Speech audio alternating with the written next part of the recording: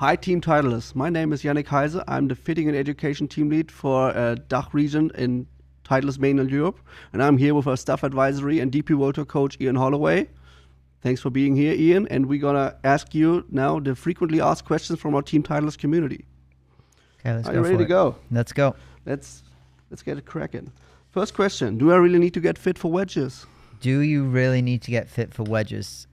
Yes. And the reason being is because when you get an iron fit, obviously the lie, the lofts, the shafts could be different to potentially a sand wedge and lob wedge, because there you might need to go a little bit flatter. Shafts might need to be a little bit lighter or softer, so that we get the right feel going into the short game and the kind of the finesse style swings. Awesome. Second question. What's the most common mistake you're going to see in wedge setups nowadays? The most common issues I see in a wedge setup would be not being fit properly for sand wedge, lob wedge, because of what I just said in a previous question, with the shaft maybe not fitting, the lie angle not fitting. Another problem that I'll see is the lob wedge potentially has too much loft on it.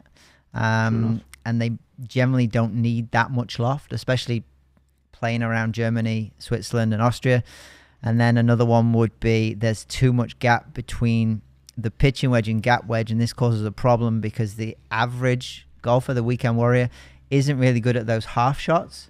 So that they have a full swing with a pitching wedge and a full swing with a gap wedge, and then they have like this gap between those two wedges. And then maybe at the top end between sand wedge and lob wedge, obviously then they have too close a gap, and there you don't really need any. Yeah. All right. Thanks for the answer. Third question. I don't understand bounce and grind. Does it really matter? Bounce and grind. Does it matter? Absolutely. How the sole interacts with the ground is very important and very individual too. So it's all about getting the club to interact with the ground so that we get the right launch conditions, spin rate, strike location, especially with finesse distance wedges. As we come then to finesse wedges, it will then become about, can the sole interact with the ground how I want it to produce the ball speed and the launch and the land angle that I want to produce. Awesome. Fourth question. Oh, that's a painful one. Is it okay to buy wedges off the rack without being fit for them? Is it okay to buy off the rack without being fitted? Absolutely not. I'll say yes, it is, if you want to get worse. Yeah, I was just going to say that. But everybody should get fitted. There's no excuse for it. It's such an important part of the bag. We get fit for a driver where we only have one of them. And potentially with wedges, we need 3 or 4, maybe one more, because of how strong lofted clubs get nowadays. But it's so important to get fitted. I couldn't agree more. Number 5, how many wedges should I carry? That's an interesting one. How many wedges should I carry? So it depends. It's my favorite answer. It depends. And the reason being is, do you need more? Do you need to pack the top end of your bag, or do you need to pack the bottom of your bag? The higher skilled golfer could probably go with less wedges. The lower skilled player needs more wedges. Because if you're making full swings, if you're not very good at half swings, and you're just going to make full swings, then you need to match them up so you get a decent gap in up until around, 60 meters or so.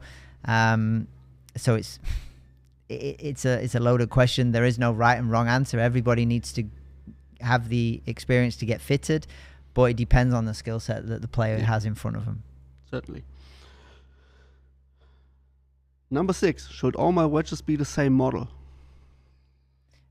Should all my wedges be the same model? By model, you're probably meaning, do they all need to be the same grind? Absolutely not. Probably say, should you all be the same brand? Oh, brand? Yeah, you should always play the best wedge in golf, which is the Vokey wedge. So that's the answer that I'm going to give. The other one is that could be attached to that question is, would I have the same grinds throughout my bag? And definitely not. Yes. Maybe we need that's individual. And again, I'm barking up the same tree. We need to get fit so I can get the right club to do the right job.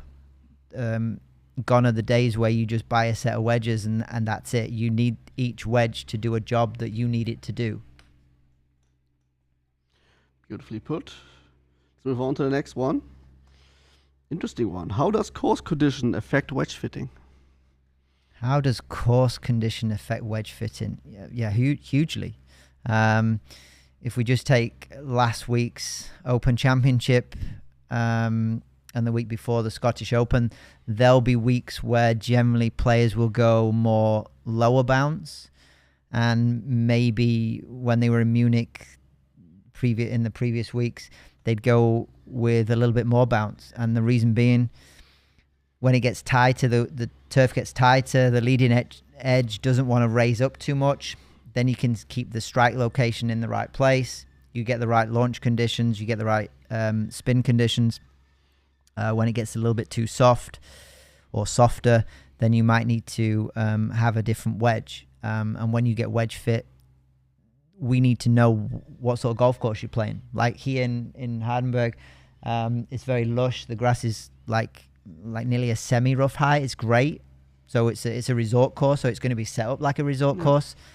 If you're going to play a tour course all the time where the fairways are cut really, really short, we might need some other type of bounce and grind on it. So course conditions affect set makeup tremendously. Yeah. Maybe I sneak a question in here. What would you say is more important for wedge fitting? Players' technique or course condition they predominantly play in? What's more important for wedge fitting, the players' technique or the course conditions? That's a very good question. Let me think about this. Well, each player's DNA, so their not their preferences, their swing DNA produce a certain type of ground contact, and that ground contact could benefit in certain situations and certain grass types and certain setups, as opposed to other ones. So I would say leave the player as it is, and fit the player to the conditions. Oh, would you? Okay. Interesting. Do shaft weight and flex matter in wedges? Do shaft, flex, and weight matter in wedges? Absolutely. For me, I'm more of a head player, so I love to feel where the head is when I'm hitting wedge shots. So I like a really light shaft where I can really feel the head. Other players will be different and they'll be more robotic. So like a Jason Day, and he'll have I'm guessing he has more of a heavier shaft. So it's more of a one, so everything works more together. But that's obviously a feel thing as well, not just does it fit from a point of view of the numbers on TrackMan, but does it feel right to me? So when you do get fit, especially in your sand wedge and lob wedge, those shots, those clubs, what you're going to use around the green for touch and feel shots, those finesse shots, it's really important to know who you are as a golfer. Whether you are like a robot, you like to use your chest, you like to put the towel under your arms, whatever, or you're more of a handsy kind of player where you need to know where the club head is. Those are all questions that you can ask the fitter, because they need to know that, because they have something in mind and you might feel something completely different. Yeah, it's so very important to give detailed feedback if you get fit. When this feels right, this does not feel right. I mean, as a rule of thumb, Bob Vokey says, in the as the general or the overrule on the PGA Tours, we go a bit lighter. We go a bit softer in shaft flex, but we go heavier in weight. That's the overall rule. Last question, Ian. Is wedge fitting the same for a beginner, an average golfer, or a very skilled player? Is wedge fitting the same with a beginner golfer and an elite player? Yes and no. The structure of a wedge fitting is the same, and both need to get fit for reasons that we've alluded to with shaft flex, lie angle.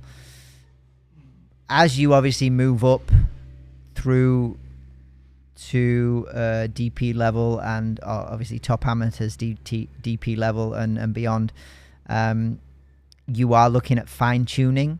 So we're talking about getting things to maybe go a degree lower from a launch, creating maybe 500 more RPM of spin, landing with the right land angle, getting that extra meter or taking a meter off it. It's really about fine tuning, but it's all about getting the right shaft grind for that player.